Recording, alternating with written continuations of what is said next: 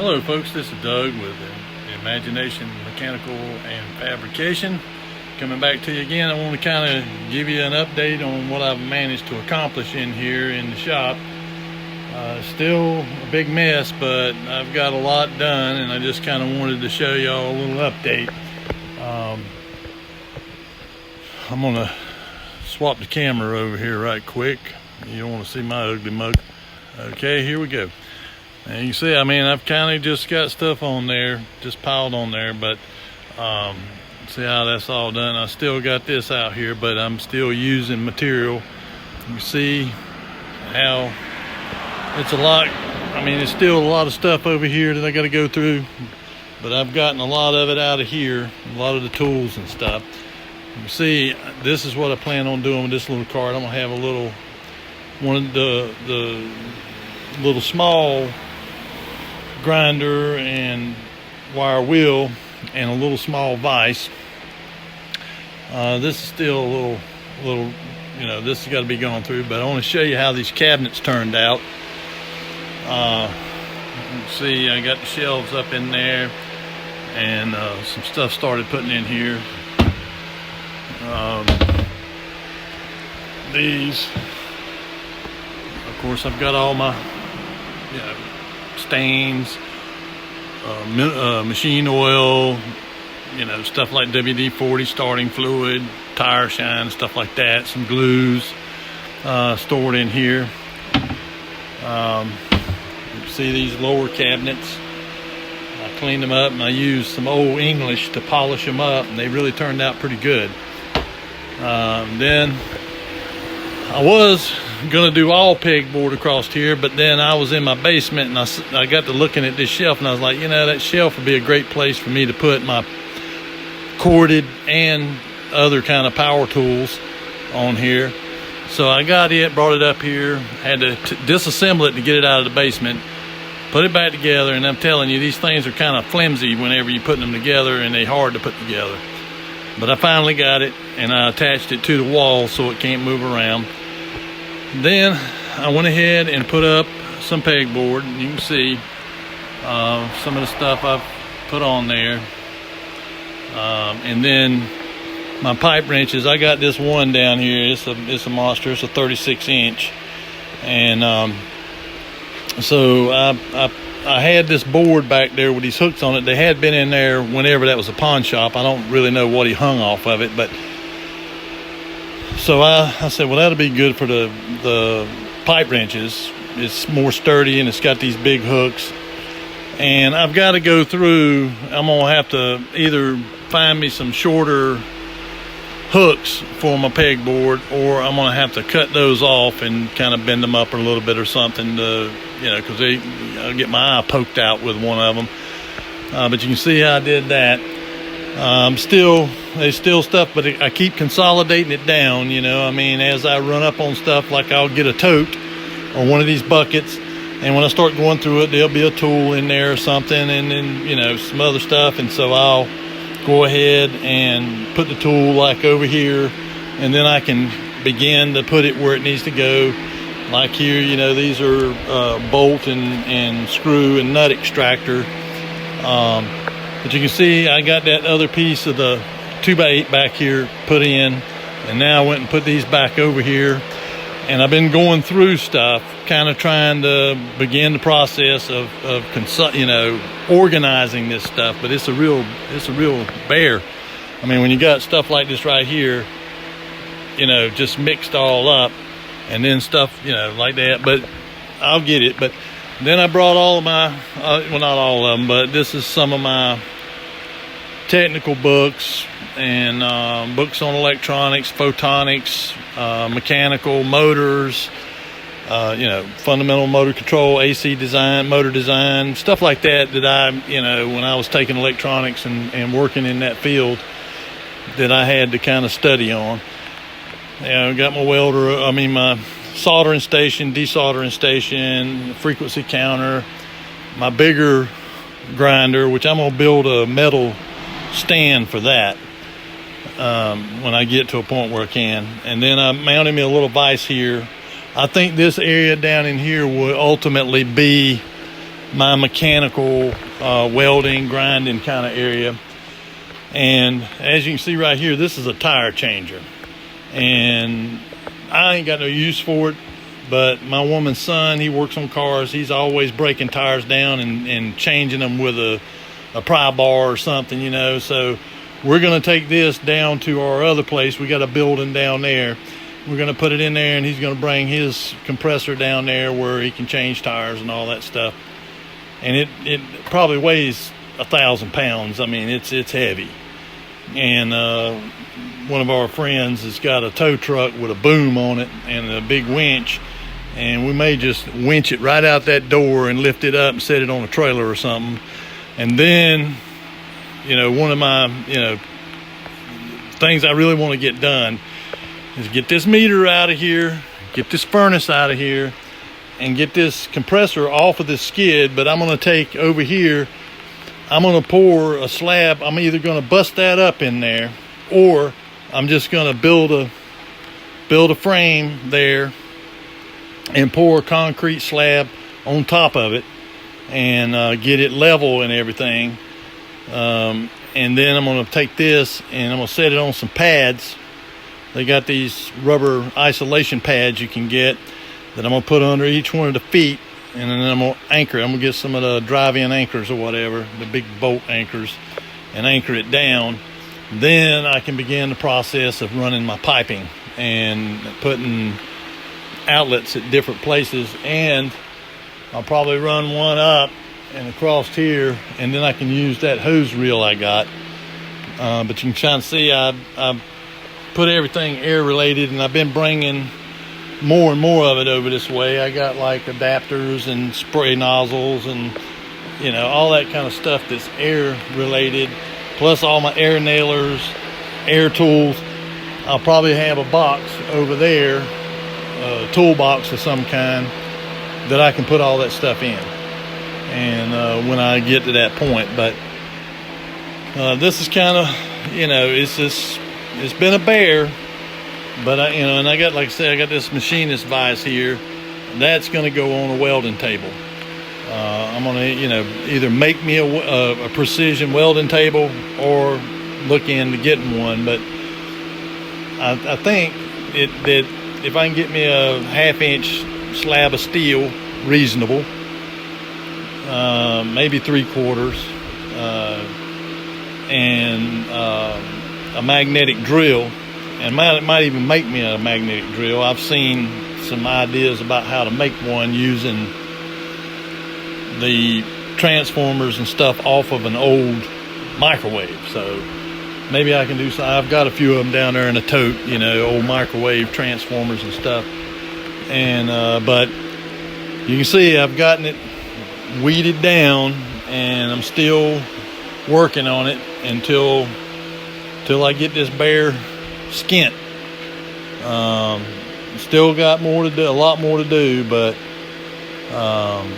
further than I was. And again, this is stuff like, these are all VHS cassette players and DVD players. They need to be checked out and see if they operate, and if they don't, out into the scrap heap. And I may salvage some stuff off of them, like little motors and stuff like that, maybe the boards, and repurpose them. But you can see I've got most of my hardware, bins and stuff here. Some stuff stuck in there that don't go there. That's going to actually eventually get its own place. Like the refrigerants and all that. I'll have area for refrigeration. Mechanical refrigeration stuff. And like that nitrogen tank, I found this down there when I was going through my stuff and getting it ready. This is a tank strap, and so I can mount that somewhere, get that mounted, and then I got a place I can strap them tanks up. It's pretty much nothing really going to happen with that cap on there. But if you got that thing around and you ain't got that cap on, you break one. If it's a full cylinder and you break that neck off of there, that thing's got 2,500 psi in it. you can really, I mean, it'd go through the top of this building. I mean, it you know, and it'd kill you if it hit you. So it's something you got to really be safe with. With the cap on it and where it's at right now, I don't really, you know, it's not going to get hurt. But when I get to, you know, using this stuff on a regular basis, all that kind of stuff has to be secured. It's just like with my tanks of refrigerant. I've got a tank around here of R12. I forgot where I put it at, but I got a tank of R12, and I've got a rack that's about that tall that it holds 3 tanks, 30-pound cylinders of refrigerant, and then at the top it's got a place that holds a MC tank and a B tank for my oxyacetylene. And so I just got to get it. It's in a construction office trailer, and there's a bunch of stuff in there that's got to come up here, but I don't want to drag too much more up here until I get some more of this stuff out of here. And I managed to get some of it out of here today. I made a space for it in my office. There was a bunch of stuff under this shelf all down through here, this stuff that's listed on our eBay store, and I got it all out and got it put in there. And then now all I got to do is get this stuff up here, find the place for it, and then this whole end will all be clear of eBay stuff. And then my woman's been after me. We have a little dog that's he's got some issues. He's born with some issues. She ordered I built this thing, but then he got too big for it, and so I had to extend it, and I'm still going to have to do some more work on it. But she ordered this fancy little wheelchair thing for him, and he slides out of it. It won't hold him in there. Well, I have an idea, and I've got the material to do it, you know, and you can see I put these casters on here so you can steer it around, and I'm probably going to have to extend it again because he's growing. He's a puppy. But mine actually worked better, but I'm going to make a harness, like an X-type harness, to go from over here around his his chest, because he wants to take and slide down through here. You know, he's slick. He'll just worm his way right out of it. And so I'm going to have it so that he can't do that. But this, I've got some more of this metal. I'm going to have to extend it out again because he's getting longer. And then I'll have this is sort of like the third iteration of this thing, prototype. And and I'll end up eventually having to build an even bigger one. I just took some of the stuff I had at the time. I didn't have none of this stuff up here. I just worked in there in my office, sitting in there in a chair, and just kind of found stuff laying around, scrap stuff, and just kind of throwed it together. And this here was an old arm sling for somebody to break their arm. It's a sling. Well, I cut it and I took and used these rivets, and they're kind of this smooth, so it won't gouge him or nothing like that. And it can be slid back and forth. And then all I need to do now is make his harness, something to hold him in there. That's what this was. I put a regular, like a leash harness on him, and then the D-ring on there, I would take and hook this to it so he couldn't slide out. And then across here I had a strap that went across him, and with one of those quick connects, and it held him in there pretty good. And he just got too big for it, and so I had to lengthen it. It was about like this, and now I've lengthened it out to here, and now I'm probably going to have to go out to here. I'm going to have to get some more. I think I may have some more of this metal, but I have to overlap it to give it rigidity, because this is pretty thin metal. And I had just time in it. I mean, I had all the parts and stuff you have to do, like this here. You have to put something on there smooth, because the all thread is rough, so it would be rubbing on him and stuff. So I put this was off an ink pen. I just took an ink pen and took the plastic sleeve off of it and pulled the ink stem out of it, And the same thing back here. I put one here, and I need to put one on this because, you know, his butt will be right here, and that's rough. But so I've got that yet to do. She keeps after me, and she even left a comment on here about it. And but I can only do so much, and this here has been a real project, not to mention the fact that it's so hot and humid. I mean, you can see I got my fan going wide open, but I'm starting to get a handle on it, and I'm happy with it. I mean, it ain't perfect. I'm working with what I have.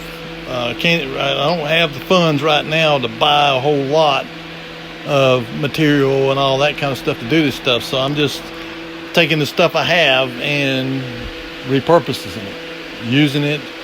I mean, like these kitchen cabinets, I mean, they actually turned out pretty nice. I mean, I got no complaints about it.